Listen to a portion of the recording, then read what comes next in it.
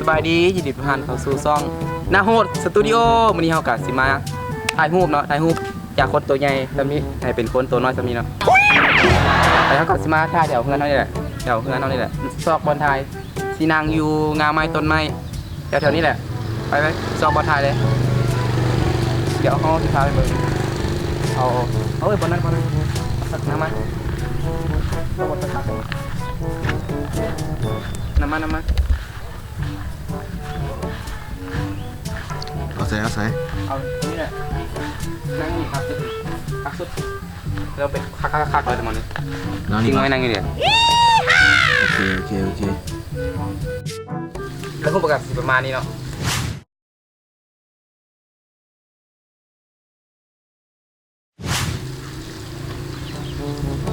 ไปสักวันไหมนั่งใส่ดีไปพูดนั่งนี่นั่งใส่ตอนนี้แหละเอานี่นั่งอยู่เอาคนนี้มองนั่นแหละคักมองนี่แหละในหูมาด้วยเป็นจังไหนพวกมาวะวันนี้แหละ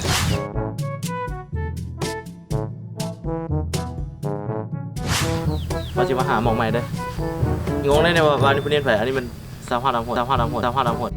เพื่อแหละคนอยู่เบื้องหลังตลอดบ่เคยออกหน้าอันนี้ไม่ได้เป็นน่าสนใจแล้วนี่เขายืนอยู่ใช่ยืนอยู่นี่โอ้ยืนเนี่ยใส่ยืนอยู่นี่เขาจะยืนอยู่นี่ได้ปะได้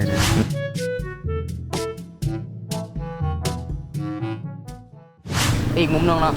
มุมมีคักสุดในประเทศลาวในมุมนี้เนาะมุมนี้เลยเข้ามาเบิ่งใกล้ๆเลยต้นหมากมังกรเนาะนี่นางอยู่นี่แหละแถวนำนี่แหละยี่นางอยู่นี่แล้วเจ้าที่ยืนอยู่นี่บ่เดี๋ยวพอยืนอยู่นี่ก็ได้นั่นเดี๋ยวนี้คักสุดในประเทศลาวในมุมนี้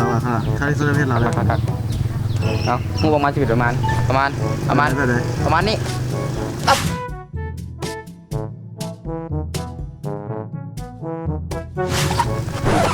นี้แหละเนาะข้างล่างแล้วก็จบไปแล้วเนาะสำหรับคลิปนี้คลิปเป็นคลิปสั้นๆลองเห็ดเบิ่งขั้นว่าพยายามเห็นแบบว่าตอนวิธีเห็ดก็ลองแชร์ลองคอมเมนต์มาเบิ่งหลายๆขั้นว่ามันถึงจุดที่น่าสนใจสำหรับทุกคนแล้วมันดีก็จะเห็ดคลิปออกมาว่าจะไหนก็ฝากไว้เนาะฝากกดไลค์กดแชร์กด Subscribe นั่นแหละซองนาโฮดสตูดิโอเนาะอย่าลืมกันอยากเห็นวิธีถ่ายวิธีตัดแล้วก็เบิ่งหลายคอมเมนต์แล้วก็แชร์นำเนาะอย่าลืมจะมีแหละกะคักละแบบนี้แหละครับไป